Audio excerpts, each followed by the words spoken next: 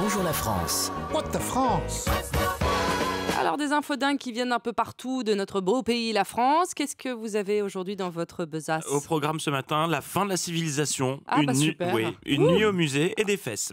Ça finit bien là. On commence avec une interro surprise. Daphné, sortez une feuille à gros carreaux, vous mettez votre nom dans la marge et vous me donnez, s'il vous plaît, le théorème de Thalès.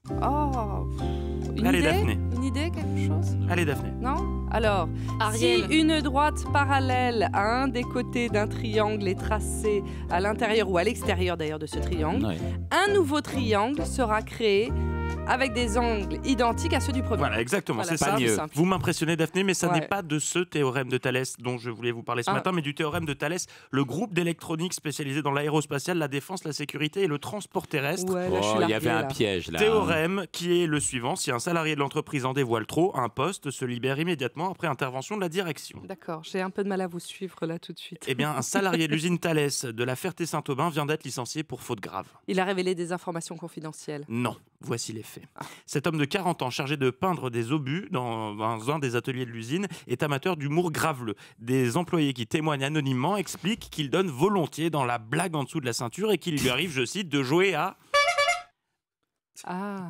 Chabit pour détendre l'atmosphère. C'est West France qui nous raconte tout ça. Très bien. Seulement voilà, le plaisantin a commis la blague de trop. Suite à une perte de poids, il a involontairement perdu son pantalon, provoquant des moqueries de la part de certains collègues. Alors, Suite à une perte de poids. vexé, il a décidé de le baisser pour montrer ses fesses à l'Assemblée, un spectacle qu'a moyennement apprécié la direction des ressources humaines, qui a envoyé un cliché immortalisant ce moment de poésie. 5 personnes ont dénoncé le monsieur dans un courrier pour attitude inadmissible et ont obtenu son licenciement. C'est un peu radical comme décision. Plutôt, oui. Alors, une responsable réfléchir aussi. Une responsable CGT dénonce un complot. Elle estime que la situation n'avait rien de gravissime et elle attire surtout l'attention sur les conditions de travail et le stress qui conduisent les salariés à avoir un tel comportement.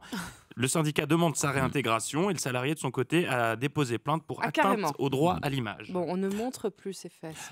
Même si on en est fier, c'est vrai que peut-être que ce jour-là, il avait fait une épilation, peut-être qu'il avait fait une séance d'abdos fessiers, j'en sais rien. Après les fesses, on reste dans le thème, Bertrand. Oui, enfin, plus ou moins. Après les fesses, la lune. La nuit est chaude, elle est sauvage.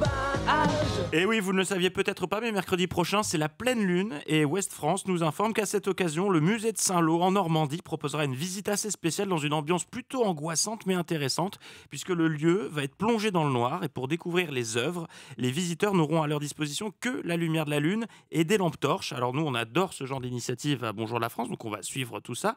Et le directeur du musée explique que cette idée lui est venue après une ronde de nuit, au cours de laquelle il s'est aperçu que dans ces conditions particulières, les œuvres révèlent des détails qu'on ne verrait pas forcément en journée. Génial. Donc si vous habitez Saint-Lô et que vous assistez à cette tournée de nuit, n'hésitez pas à témoigner sur les réseaux sociaux. Attention mercredi. quand même au coup de lune, parce que vous savez qu'il y a le coup de lune comme il y a le coup de soleil. Et là, je parle sous quoi, un coup l'autorité de du lune docteur Gérald Kirzek. C'est quoi un coup de lune? Ça rend un peu ouf. Ah bon? Oui, Non, oui, mais oui. c'est pour ça qu'il faut faire attention aussi quand il y a des éclipses, parce qu'il y a des rayons solaires qui passent quand même si on a l'impression que ça ne brûle pas, ça risque Ok, de brûler la on était rétine. sur une visite romantique, on finit à l'hosto. Merci Gérald. On termine Comme avec un d'hab, peu de avec douceur. le docteur. Oui, on a bien besoin de douceur dans ce fichu monde de brut. Pendant les fêtes, petite tranche de vie, alors que je sillonnais les routes de France en passant par Chalon-sur-Saône, une immense affiche annonçant une soirée exceptionnelle au Parc Expo de la ville a attiré mon attention. J'avais d'ailleurs posté la photo sur les réseaux sociaux à l'époque.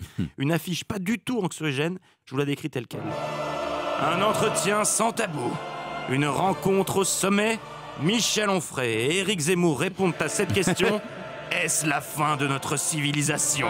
Et pour bien appuyer sur le côté, on va tous crever, on n'est plus chez nous, on peut plus rien dire, le graphiste s'est fait plaisir en ajoutant des éclairs.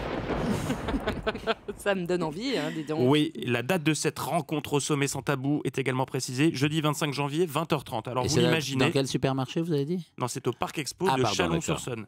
Depuis, je suis excité comme un gosse attendant le matin de Noël. Je compte les jours qu'il me reste avant que Zemmour et Onfray me disent si oui ou non, c'est vraiment la fin de notre civilisation. Mais le coup près est tombé, je ne le saurai jamais. Pourquoi? C'est le cœur lourd que je vous l'annonce, Daphné, le débat n'aura pas lieu. La rencontre a été annulée. Et pour quelle raison? Peut-être pour des raisons de sécurité? Non, faute de réservation suffisante. Voilà. Un flop dont s'amuse le journal de Saône-et-Loire qui ouvre son article comme ceci. Est-ce la fin de notre civilisation? Apparemment, les Chalonnais s'en fichent. Et c'est peu de vous le dire. C'est bien résumé. Seulement 500 places ont été vendues sur les 2000 mises à dispo par le parc. C'est pas mal, 500 personnes énorme, comme ça, ça paraît. Oui. Sur 2000, sachant que l'an dernier, il y avait eu une conférence avec Mathieu Ricard dans ce même parc expo. Et ça avait tellement cartonné que 500 personnes avaient dû rester dehors. Mais c'était autre chose, c'était une autre ambiance. Donc voilà, et si vous faites partie des 500 personnes qui pensaient assister à ce choc Zemmour-Onfray, sachez que vous pouvez vous faire rembourser vos places à partir de lundi dans les points de vente. Il passe pas au Stade de France bientôt, Zemmour-Onfray? Ce n'est pas prévu. Non, je pense que ça va pas remplir tout de suite. Merci beaucoup Bertrand Chameroy. Europe 1.